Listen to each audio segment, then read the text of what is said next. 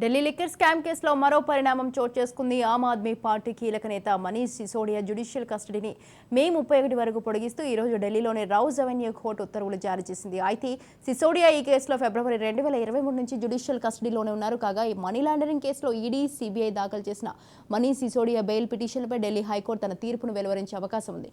తాజా సమాచారం ప్రకారం ఇవాళ సాయంత్రం 5 గంటలకు జస్టిస్ స్వర్ణకాంత శర్మ 2 బెయిల్ పిటిషన్లపై తుది ఉత్తర్వులను వెల్లడించే అవకాశం ఉంది. Aam Aadmi party, CBI, enforcement directorate వాదనలు విన్న తర్వాత ఢిల్లీ హైకోర్టు మే 14న మనీష్ సిసోడియా పిటిషన్పై తన నిర్ణయాన్ని రిజర్వ్ చేసింది.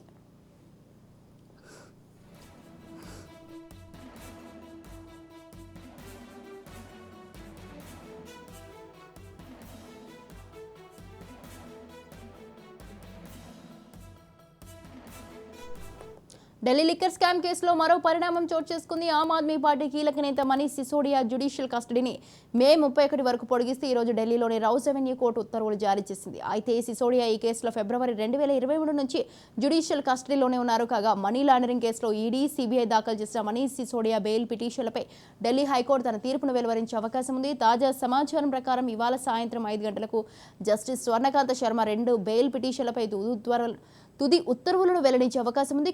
ఆమ్ Aadmi party, CBI, enforcement directorate వాదనలు విన్న తర్వాత ఢిల్లీ హైకోర్టు మే 14న మనీష్ సిసోడియా పిటిషన్పై తన నిర్ణయాన్ని రిజర్వ్ చేసింది.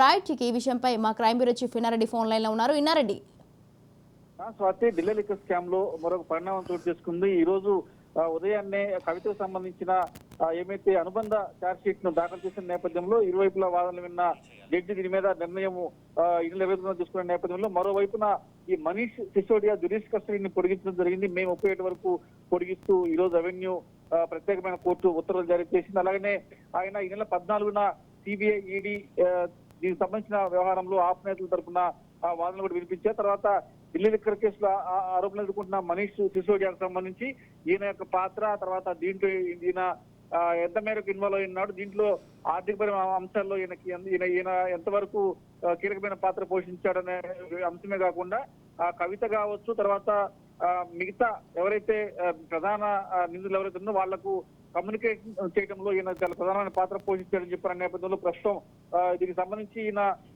చాలా కీలకంగా ఉన్నాడని చెప్పని కూడా ఎన్ఫోర్స్మెంట్ డైరెక్టరేట్ భావిస్తున్న నేపథ్యంలో ఈయన జ్యుడిషియల్ కస్టడీ పొడిగించమని చెప్పని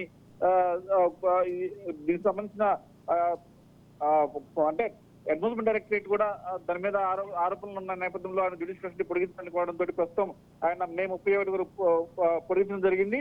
మొత్తం మీద సిబిఐ, ఈడీ ఈ కేసుల్లో ఈయన యొక్క పాత్ర ముఖ్యమైన చెప్పేసి తేలుతున్న నేపథ్యంలో మరి ఇప్పటికే కవితకు, తర్వాత కేజ్రీవాల్ కు అనుబంధ ఛార్జీలు దాఖలు చేసిన నేపథ్యంలో ఈయన మీద కూడా అనుబంధ ఛార్జీలు దాఖలు చేసిన తర్వాత విచారణ వేగవంతంగా జరిగే అవకాశం కనిపిస్తా ఉంది. Swathi, right, thank you Inna Reddy, thanks for the details.